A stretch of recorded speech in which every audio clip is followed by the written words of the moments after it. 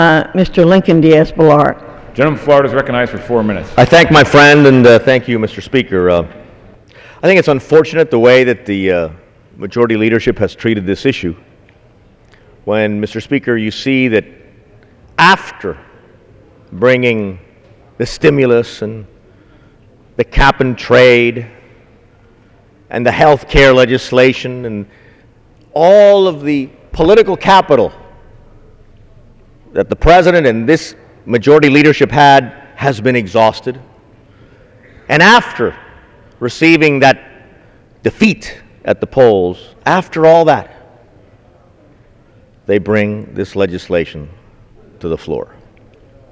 I think the process is most unfortunate, and the way in which they've handled this legislation, Mr. Speaker, shows the lack of interest that they've had in it.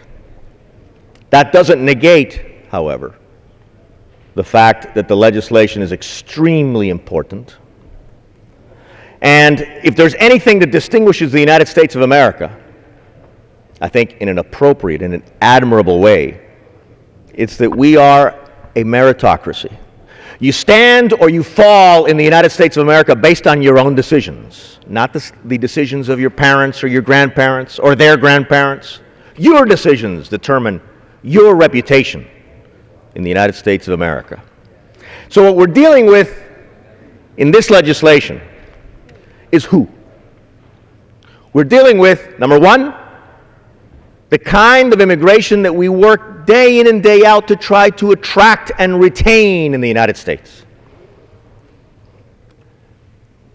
College-educated people who have become so after extraordinary hard work. And secondly, Mr. Speaker, after thinking about what we're trying to do, it all boils down to the decisions. I referred to previously as to the fact that the United States is distinguished by the fact that we stand or fall, the American people stand or fall based on our own decisions. What are the decisions that those students who we're dealing with in this legislation have made in their lives? They didn't make the decision to come to the United States out of status. The only decisions that they've made in their lives have been to work hard, to study hard, to make our communities proud. This legislation seeks to give them an opportunity to make their situation regular, normal, so that they can contribute even more to the greatness of this nation.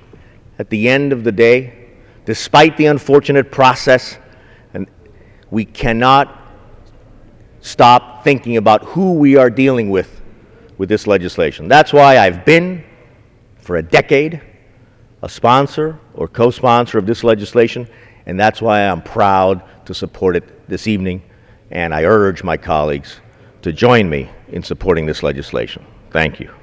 The balance of his time. The gentleman from Colorado continue to reserve his time.